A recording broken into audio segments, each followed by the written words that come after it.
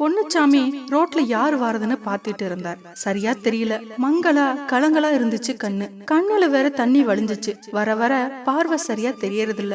வாங்கி போட்ட கண்ணாடி உடைஞ்சு போச்சு, பேத்தி தட்டி விட்டதுல. ஒரு குருட்டு நிதானத்துல வண்டி ஓடிக்கிட்டு இருக்குது. வயசு வேற 78 ஆகி போச்சு. கை காலுக்கு அடிக்கடி சுகம் இல்லாம போகுது. பெரிய ஆஸ்பத்திரியில தான் போய் பார்க்கணும். டாக்டர் வயசானா அப்படித்தான் இருக்குங்க ஐயா அப்படிங்கிறாரு. இப்ப போட்டிருக்கிற ஒரு பக்கம் உடைஞ்ச கண்ணாடி 5-6 வருஷத்துக்கு முன்னாடி கண் சிகிச்சை கேம்ப்னு அரவிந்த் ஆஸ்பத்திரியில போட்டப்ப செக் பண்ணி ஆபரேஷன் பண்ணிட்டு அவங்களே கொடுத்தது. இப்ப உடைஞ்சு போனதுனால மாத்தணும். ராமசாமி டவுனுக்கு போனப்ப அவங்க கிட்ட கொடுத்து விட்டு சரி பண்ண எம்பட் ஆகும்னு கேட்டு வர சொன்னேன். 200 ரூபாய் ஆகும்னு சொன்னாங்களாம். மயங்கிட்ட நேரம் பார்த்து கேட்டு வாங்கணும். வீட்டுக்குள்ள கேட்டா பிரச்சனை ஆயிடும். அன்னைக்கு கேட்டப்ப அவன் பொஞ்சாதி, இப்ப என்ன அவசரம் பெருசுக்கு, கலெக்டர் உத்தியோகத்துக்கு கண்ணாடி இல்லாம போக முடியாதோன்னு எரிச்சலோட சொன்னது மனச குடைஞ்சிருச்சு. நான் பொழப்புதான் பொழைக்க வேண்டியதா இருக்கு. மானத்தை எல்லாம் பார்த்தா போய் சேர வேண்டியதுதான். அதை தொலைச்சிட்டு காதை பொத்திக்கிட்டு தான் பொழப்பு ஓடுது. மருமக பேசுற பேச்ச என் பொஞ்சாதி கேட்டா ஒரு நிமிஷம் பொறுக்க மாட்டா. நல்ல வேளை மானத்தோட போய் சேர்ந்துட்டா. இன்னைக்கு மாங்கிட்ட கேட்டுற வேண்டியதான்னு தீர்மானம் பண்ணி வீட்டுக்கு வெளியே போய் நின்னுட்டாரு பொன்னுச்சாமி. அவன் வேலைக்கு கிளம்ப பைக் எடுக்கும்போது பிடிச்சிட வேண்டியதான்னு அது மாதிரி நின்னுட்டு இருக்கப்ப அவன் வெளியே வந்தான். அவன் கிட்ட கண்ணாடிய காமிச்சாரு இவரு. இத மாத்தணும், டவுனுக்கு போயின்னு சொன்னாரு. அவன் கேட்டான் எம்பட் ஆகுமான்னு. 200 ரூபாய் ஆகுமாம், போக்குவரத்தோட 250 கொடுப்பான்னு கேட்டாரு. அப்ப அவன் சொன்னான், இந்த மாசம் செலவு அதிகம், சம்பளம் வாங்கிட்டு பாக்கலாம். இப்ப என்ன அவசரம், சும்மா தானே இருக்கீங்கன்னா. கண்ணு தெரியலப்பா, முந்தா நாள் தடுக்கி விழுந்துட்டேன்னாரு. அதுக்கு அவன் வெளியே போகாதீங்க, வீட்டுக்குள்ள இருங்கன்னு சொல்லிட்டு போயிட்டான். இப்ப எல்லாம் வெள்ளனவே பசிக்க ஆரம்பிச்சிடுது. காலையில ஒரு டீ மருமக குடுக்கறதுக்குள்ள போதும் போதுன்னு ஆயிடுது. பசி வயித்த கிள்ளுது. ஒரு டீய வெள்ளன குடிச்சாதான் வெளிக்கு போகுது. பசியும் தாங்குது, அப்ப விட்டா கட்டிக்குது, வயிறு வலிக்குது. அதுக்கு தான் வெள்ளன ஒரு டீ கடையில குடிக்கிறது. ராமசாமி கடை டீ நல்லா இருக்கும். இதுக்காகவே மகக்கிட்ட காசு வாங்கி வச்சிருந்தாரு இவரு. ஒரு வழியா மூக்கால அழுதுகிட்டே 250 ரூபாயை கொடுத்தான் மகன். அதுவும் வீட்டுக்குள்ளேயே மருமக என்னமோ சொல்லுச்சு. இவர் காதுல வாங்கல. என்னத்த சொல்லிட போகுது, தண்ட செலவுன்னு சொன்ன மாதிரி தான் கேட்டுச்சு. சொல்லிட்டு போட்டும், காசு குடுக்கறவங்க என்னத்தையாவது சொல்லத்தான் செய்வாங்க. ஒரு வழியா கண்ணாடி எடுத்துட்டு டவுனுக்கு கிளம்பிட்டாரு. பஸ் வர லேட் ஆகும்னு சேராட்டாவுல போயிட்டார். கூட 10 ரூபாய் சமாளிக்கலாம்னு நினைச்சுக்கிட்டு கண்ணாடி கடைக்கு போனாரு. அவரு கண்ணாடி கடையில இதை கொடுத்து ஒட்டி கொடுத்தர சொன்னாரு. எம்பட் ஆகும்னு கேட்டாரு. அவன் சொன்னா 250 ரூபாய் ஆகும்னு. இவரு கேட்டாரு. ராமசாமி வந்து கேட்டப்ப 200 தான் சொன்னீங்களாமா, அதுக்குள்ள விலை ஏத்தி விட்டா எப்படின்னு கேட்டாரு. இருக்கிறது 230 ரூபாய் தான் பதட்டத்தோட கேட்டாரு. அப்ப அவன் சொன்னான், அது போன மாசம், இப்ப விலை ஏறிடுச்சு, ஜிஎஸ்டி வரி வேற இருக்கு, மொத்தம் 270 ஆகும்னா. இவர் எண்ணி பார்த்தாரு, 230 தான் இருந்துச்சு. பைக்குள்ள இருக்கிற 1 ரூபாய் 2 ரூபாயில சேர்த்தாலும் 242 தாண்டல. பசி வேற கண்ணை கட்டுச்சு. கடைக்காரன் கிட்ட கேட்டாரு, ஐயா எங்கிட்ட இம்புட்டு தான் இருக்கு, கண்ணாடிய சரி பண்ணி கொடுங்களேன்னாரு. வெரசா வேணுமா, பைய தந்தா போதுமானா. முத காசை முடிவு பண்ணுங்கன்னு கையில இருந்ததை கொடுத்தாரு. அவன் வாங்கி எண்ணி பார்த்துட்டு 242 தான் இருக்கு, அது இல்லாம 100 ரூபாய் நோட்டு எண்ணெய் கறியும் லேசா கிழிஞ்சும் இருக்கு, கொடுத்தா யாரும் வாங்க மாட்டாங்க. நீங்க கண்ணாடிய கொடுத்து போயிட்டு பைய வாங்க, நாளை பின்ன காசை கொண்டாங்க, நான் ஒட்டி வச்சிருக்கேன்னா. பொன்னுசாமிக்கு திக்குனுச்சு. இந்த காசை வாங்கவே 1 மாசம் ஆச்சு. இன்னும் காசு கேட்டா அடிக்காம விட மாட்டான். மருமக திட்டி தின்னுபடுவா. 1 மாசம் ஆகுமோ 2 மாசம் ஆகுமோ, இது இருக்கிறதால ஓரளவு கண்ணு தெரியுது. இது இல்லாம நடந்தா விழுக வேண்டியதுதான்னு நினைச்சுக்கிட்டு கண்ணாடியையும் காசையும் கொடுங்க, நான் போயிட்டு வரேன்னு வாங்கிட்டு வெளியே வந்தார். உச்சி வெயிலு மண்டையை பொழக்க பஸ் ஏற நடந்து வந்தாரு. கண்ணு ரொம்ப மங்களா தெரிஞ்சது. அப்ப யாரோ எதுக்கோ தோண்டி வச்ச பள்ளத்தை சரியா மூடல போல தடுமாறி விழுந்தார். கால் முட்டில சரியான அடி.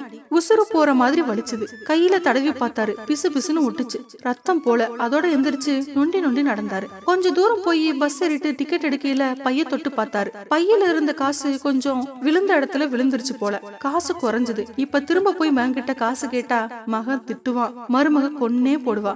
அழுகையா வருது. என்ன வெக்கங்கெட்ட பொழப்பு இது. இந்நேரம் அவ இருந்திருந்தா காதல கழுத்துல கிடக்கிறத அடக வச்சாவது வாங்கி போடியான்னு கொடுத்திருப்பா. அவ போனதுக்கு அப்புறம் என் பாடு நாய் பொழப்பா போச்சு. இந்த வெக்கங்கெட்ட பொழப்ப நினைச்சா செத்துலாம் போல இருந்தது. அப்ப பொஞ்சாதிய நினைச்சாரு. மகராசி போய் சேர்ந்துட்டா. நிம்மதியா. எனக்கு வேலை வரலையேன்னு தேம்பி மனசுக்குள்ள அழுக ஆரம்பிச்சிட்டாரு. ஆனா கண்ணுல ஒரு சொட்டு தண்ணி வரல. அதுவும் வத்தி போச்சு. அழுது அவ தன்னோட அம்மாவுக்கு போன் பண்ணினா. அசதியா வருது.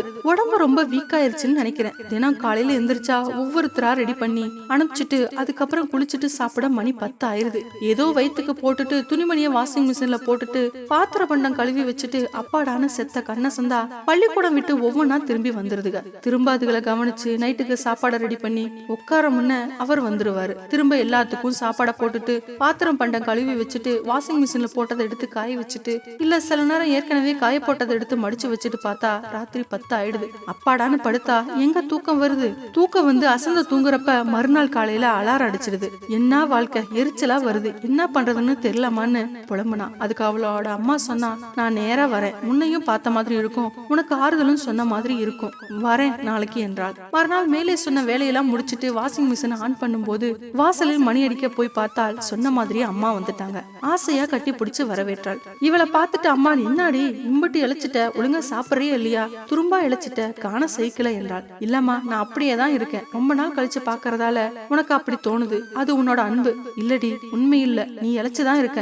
சரி, காலையில சாப்பிட்டியா, என்ன சாப்பிட்ட? இல்லம்மா, வேலையெல்லாம் முடிஞ்சு இப்பதான் வாஷிங் மிஷின் போட்டேன், அதுக்குள்ள நீ வந்துட்ட, இரு போய் காஃபி போட்டு எடுத்துட்டு வரேன் என்று சொல்லி அடுப்படையை நோக்கி நகர்ந்தாள். நீ என்ன டிஃபன் பண்ணுன, அதை எடுத்துட்டு வா, அப்புறமா காஃபி சாப்பிடலாம்.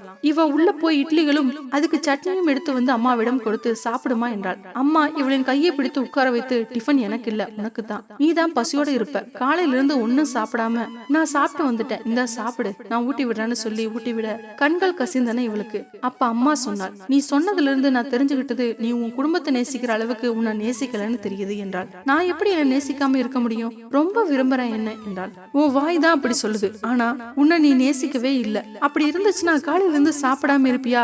உன் வயிறு என்ன பாவம் பண்ணுச்சு, அதுக்கு ஏன் தினம் தண்டனை கொடுக்கற என்றாள். பிள்ளை புருஷனை கவனிச்சுட்டு சாப்பிடறதுக்குள்ள நேரம் ஆயிடுறது என்றாள். நீ நினைக்கிற நீ தியாகம் செய்யறதா, ஆனா அது உனக்கும் உன் குடும்பத்துக்கும் இழைக்கிற துரோகம். நீ நல்லா இருந்தா தான் உன் குடும்பம் நல்லா இருக்கும், நீ படுத்துட்டனா உன் குடும்பம் என்னாகும், நல்லா யோசனை பண்ணு.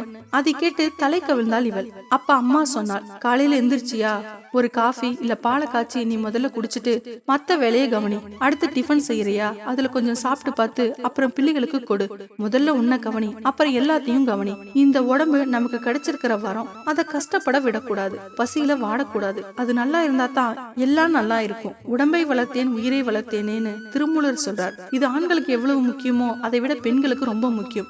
ஏன்னா நமக்கு தான் உடம்புல ஏகப்பட்ட தொந்தரவு, மாதாந்திர பிரச்சனைகள், அப்புறம் வயசானா மோனோபாஸ் பிரச்சனைன்னு நிறைய இருக்கு. அதை தாங்க உடம்புல சக்தி வேணாம். பிள்ளைங்களுக்கு முன்னாடி நாம சாப்பிடறதான்னு நினைக்காத, அவங்களை கவனிக்க நீ இருக்கணும், உன்னை நீ தான் கவனிக்கணும். இதை சுயநலம்னு சில பேர் சொல்லுவாங்க, ஆனா இது குடும்பத்தின் நலம் உள்ளடங்கிய சுயநலம். இதுதான் குடும்பத்துக்கு நல்லது, உனக்கும் நல்லது என்று சொல்லி இவரின் தலையை தடவி கொடுத்து விட்டு சொன்னார்.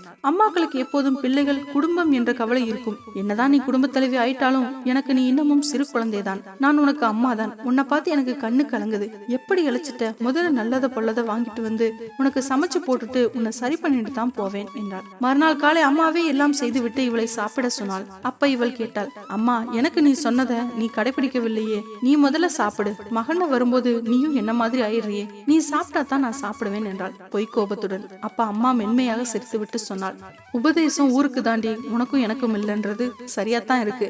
அம்மாக்கள் இதை செய்வதால் தான் அவளின் இடத்தை யாராலும் நிரப்ப முடியாது. அம்மா என்னைக்குமே அம்மாதான் என்றால் கண்கள் லேசாக கலங்க. இவளின் கண்ணும் கலங்குச்சு. ஏன்னா அம்மாவின் அம்மா சின்ன வயசுலேயே இறந்துட்ட நினப்பு வர. ஓகே ஃப்ரெண்ட்ஸ், இந்த வீடியோ உங்களுக்கு பிடிச்சிருக்கும்னு நினைக்கிறேன். மறக்காம லைக் பண்ணுங்க, கமெண்ட் பண்ணுங்க, ஷேர் பண்ணுங்க, சேனலை சப்ஸ்கிரைப் பண்ணுங்க. நன்றி.